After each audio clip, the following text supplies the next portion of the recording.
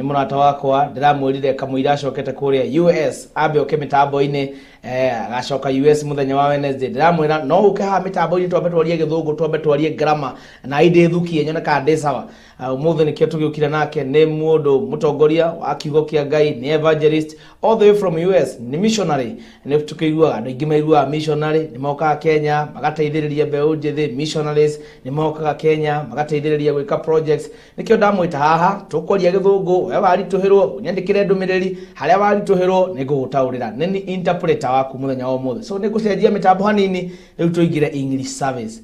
Good morning my brother. Good morning, good morning. How are you doing? I am blessed. Thank you for having me. Thank you so much. Welcome at GTN TV. Thank you, thank you, thank you. Yeah, this place is called Othaya. Othaya. Yes. I'm glad to be in Othaya for the second time. I was here in the studio, met with the CEO. Yes. So, Joey. Yes. And we promised to be back. Yes. And now we are here. Yeah, thank you very much. Feel welcome.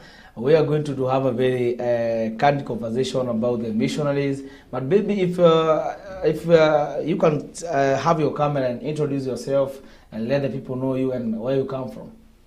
Thank you. Thank you to our viewers. I am George Doe Jr. from the U.S., where we're based, originally from Liberia. So I'm part of the continent, but I'm based in the U.S. And we operate a faith-based ministry called the Jesus Christ Ministries International. And we've been in mission work for many years.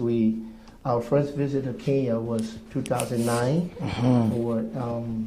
We did some work there in Kisumu and other places. And since then, we've been coming to the nation of Kenya. I love the people of Kenya. We love East Africa. And so we're here. We've been here since April 15. And there are a lot of things we'll talk about that we are currently involved with. But again, I'm glad to be with you, with your audience, and those who are watching later. We'll go deeper into what we do. But our ministry is called Jesus Christ Ministries International. Jesus Christ International's ministry, all the way from Jesus Christ Ministry International. Jesus Christ Ministry International, all the way from the USA. Exactly. You are the CEO. Exactly. Yes. Welcome, Mr. George. I heard you, Mr. George. What's the other name? George who? George Doe Jr., but Evangelist George. I'm known as Evangelist George. But the other name is very difficult to pronounce. Just Evangelist George is okay. Evangelist George. Yes. Welcome. From which country? Originally from Liberia, but I live in the U.S. And I'm an American to say the least. And so we travel the world.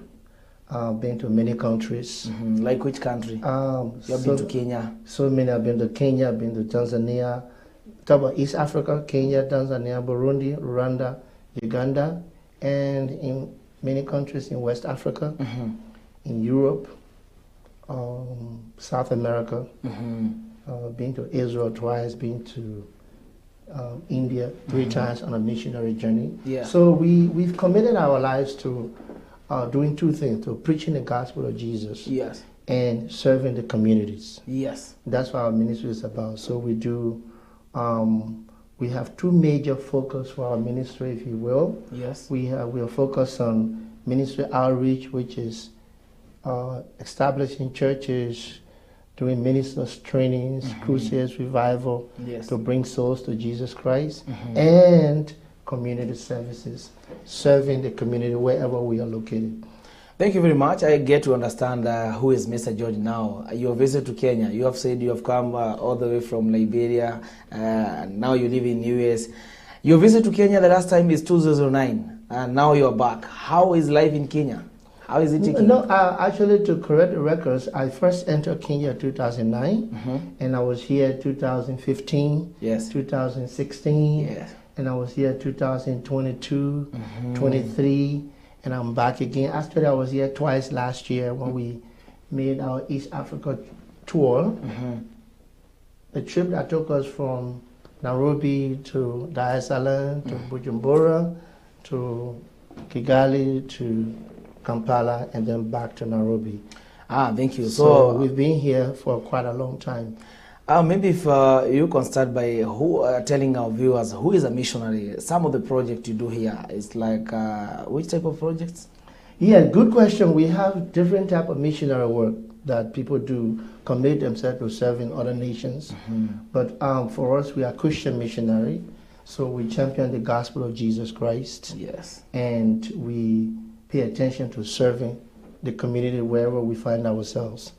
So that's what we're doing. We started a project here in Nairobi, Kenya, that is really impacting lives. And we're going to talk more about it, but it's part of our community outreach program, and it's an empowerment project where we are training about 47 students in dressmaking.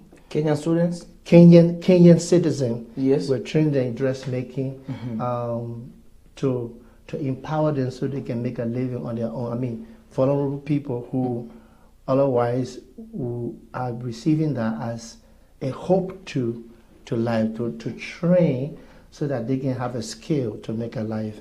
And that project is located in Sheko, Kasarani as we speak. Yeah. Those are very nice projects as a missionary. Maybe if you can tell us about, you have done about dressmaking. Is it only in church, or maybe you go to the streets and maybe get the youth who are desperate, who have no hope in this life, or you just go to the church and get the youth from there? No, we go to the community, like you said. We go to the community, we're not just focused on church. Actually, when we started the project in Sheko, Kasarani, we had no church there. So we did a different church planting model. We started serving the community before. This gone Sunday, we put a church on the ground. 3 months after. Yes. So we really went to the community, gathered people who were looking for hope, were looking for a way to train themselves and make life meaningful. And we gathered them and we began to train them. And as we speak now, the project is going into its 5th month now, Yes. June, and they're doing extremely well. So basically, the students have already completed the first phase of it, which is dressmaking, and as of June, they're going to start doing different clothing apparel for men also, sewing coats, pens, and all of that. And we expect that training to conclude by December. So that means I will be back in December to do the first graduation of 47 Kenyan citizens. So basically, our project is open to the entire community. Like I said, we didn't have a church. Yes. We went for people. And as we gather the people, and they too begin to say, oh, okay, because we were having devotions. And our goal is that we empower the person, Yes. and both physically and spiritually. And so that's where the church came out of that. So it's a unique church planting model that goes first for the whole being and lead them into spirituality. It's a very special initiative. We have not seen it coming from the local churches from Kenya. We have only seen here in Kenya just people going to church and doing the sadaka, and it's called the offerings. Then you go home. But for you, you are just giving back to the community, not just the offering. If I may ask, why dressmaking and not any other cause? Well, we established our projects based on interest. There were a lot of folks who were interested, and our current director actually, Margaret Wangechi Ngotho, who also a Kenyan citizen, has a heart for people, heart for women, single mothers and single fathers, and so we tested it out. I was here in November when we decided to launch the dressmaking. Yes. But to your question, we had a vision to just begin somewhere, because we are going through a larger scale. Right now, this trip I came on, we have concluded, and we are adding another course, which is hairdressing. So as of June, which is next Monday, we are starting the hairdressing courses.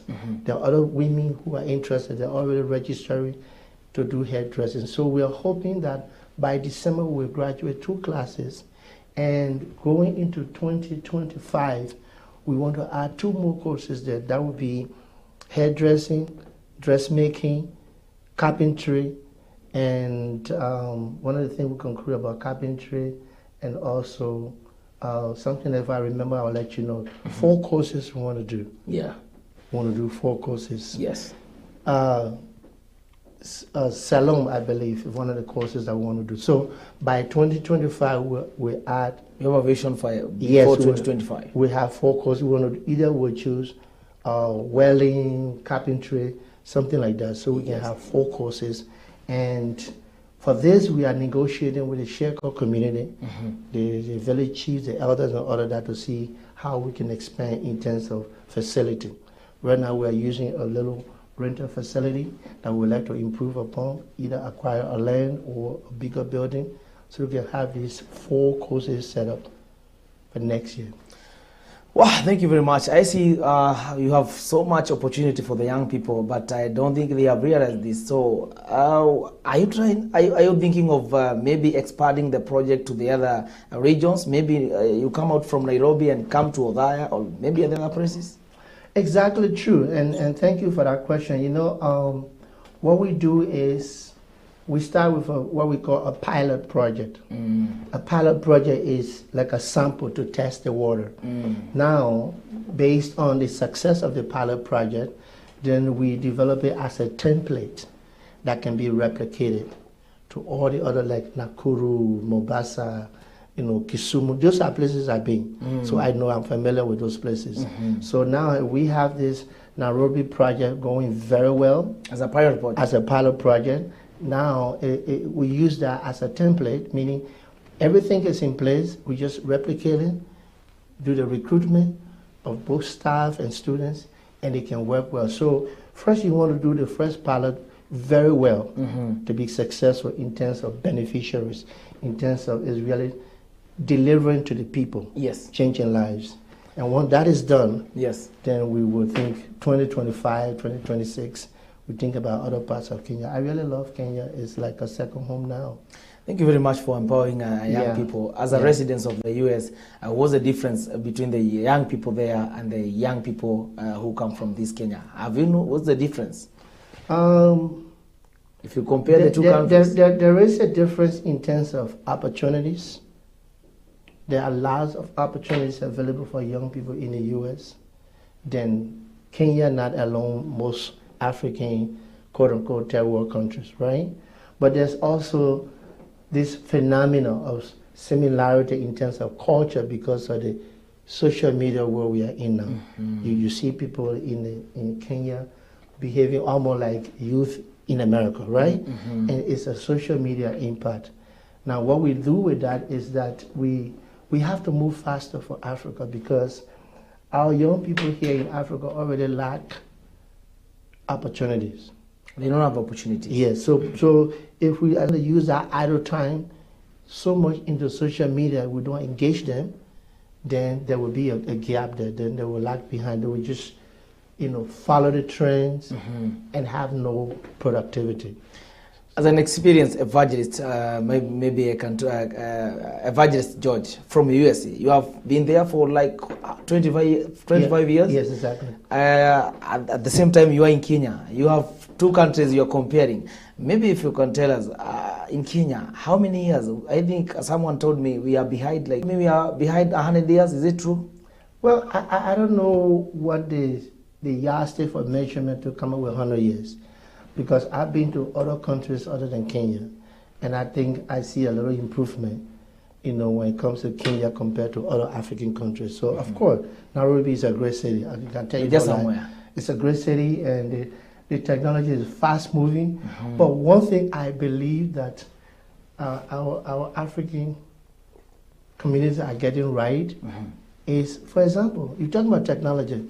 Mobile money, for example. Yes. I am fascinated when I go to a marketplace. See, you can do your transactions anyway. Do your transaction without touching hard cash. Yeah. It's still not like that, even in developed countries. So with that, I get kudos to Kenya and other East African countries that have adapted the M-Pesa system. So we're just better. It's better. No, I mean, anybody can do a research and they will come up to the same conclusion. Yes. That the M-Pesa system in Africa, especially from Nairobi, the entire Kenya and other East Africa is by far better in terms of, I mean, for us, we have credit cards, right? You have credit cards payment, but the money transfer system is so unique. Yes. That you never Our Kenyan systems are very unique. It's so unique. Like, for example, the few times I have to come with cash, right? Yeah. But once I realized how effective the money transfer system was, I've been coming to Kenya now. I don't come with cash. Everything goes so smoothly. Yes. You know. But back to the program, though, back to the program in Chieko, there's something that worth mentioning, and we are appealing to, you know, other goodwill ambassadors and even Kenyan citizens to join us, that we want to do something unique. You talk about the church. Yes. We have a vision to bring Jesus back into the church. What does that mean? It means that when the poor cried, Jesus listened. He fed the 5,000. Yes. So it was not about church just taking from people. I think that's a reputation that we all need to put around together and fight in a very realistic way, where pastors and ministers position themselves to take from the people instead of going after the better the lives of the people. So to prove that, or to demonstrate that, we have made a pledge that our first 47 students who are graduating in December, we are going to empower each of them with a sewing machine. Each graduate for free. From where? Do you have donors or from your church? Yeah, we are believing God to raise donors, to raise church money. Not even the church, because we don't put pressure on the church. But we believe there are people even in the society who, when they hear something like that the church is about to give back to the community, that will be willing to block in. Yes. So it's just a matter of having the vision. You see, money is never the problem. Problem is my people perish for lack of vision, right? Yes. So the vision is, okay, we train these people. We really want them we really want them to be established. Yes. So we have built into a mechanism that when they graduate, we get each of them a free machine and little setup cash for them to start to actually do dressmaking and make a living. What a message is that for the Christian community. It's a very strong message, empowering the young people. That's what can make so many youth go to church. Because here in Kenya, most of the youth, it's good to say that they don't go to church. Because I think you have watched on social media, we have pastors in Kenya, and these churches from Kenya, you see they are having such a television and they are raising funds. And they are putting the M-Pesa number there. So most of the churches in Kenya, have you get to know how they operate? Have you get to know how our pastors work? Because people here in Kenya are saying that church is a business. Are you aware? Yeah. And we are aware of that. We are aware of that in the sense that I would say not just Kenya. You know, I know you're familiar with the Kenya phenomenon, but throughout Africa is becoming what I call an open secret that church is a business. And who is the CEO of this business is the pastor. And you talk about it's more blessed to give than to receive. Well, now, if you look in the Christian community, the only people who are blessed are the pastors who are receiving. But the people who are giving are really struggling. You know, this is where we want to do a paradigm shift, a change of mind, you know, to go to the grassroots. So one of the things we engage ourselves with when we came to this country is there's a group called Sports for Jesus. Sports for Jesus? Yes, headed by Pastor Martin. We partner with them, because you see, GTN is a grassroots television network, right? So we partner with people like that who are really focusing on the grassroots. Now, the good thing about grassroots is that it fulfills the purpose of Jesus. Jesus said, do not give to expect back. Amen. Do not give to expect back. Do not give to expect back. Luke chapter 6. Amen. Right? Amen. Now, when you are empowering people from grassroots, you're not expecting anything from them. But what you gain in return is a fulfillment that a life is changed. You feel fulfilled. Yes. So when you partner with organizations like Sports for Jesus, people who otherwise would just play sport, right? But you can use that Sports for Jesus mechanism to not only entertain them, but also minister to their spiritual lives. When you're talking about sports as a missionary, I think you have talked about empowering the youth, having skills. Even the president of Kenya is just insisting about how the young people is going to go for these TVET courses, acquire skills, and maybe they can get something on the table. But for you, do you support sports? We have so many teams in Kenya struggling to have balls, struggling to have uniforms, and maybe some cash to pay the referee. As a missionary, can you come in and chip in for the young people? One of the things we notice is that if you're going to stay in your lane in terms of service delivery, then you have to find other partners, right?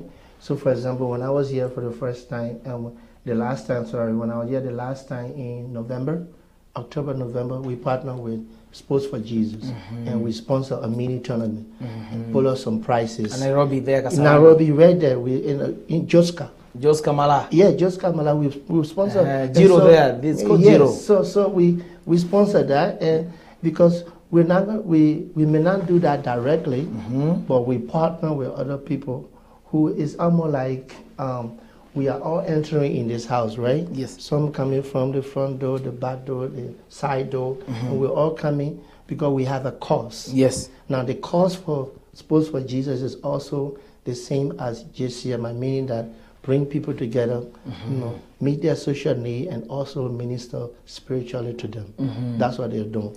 And that's what that kind of program. I have seen that. So we may not be doing, our ministry, JCMI, may not do directly sports, but we will partner with other organizations that are doing the same thing for the same cause of winning souls and making disciples for Christ.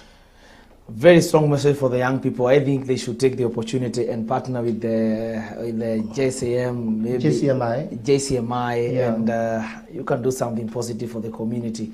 In terms of we have seen the US, some of the churches have been transformed to be clubs. I've seen some of the churches collapsing in the up countries. What is happening? You see, there's something called growth. Growth has to do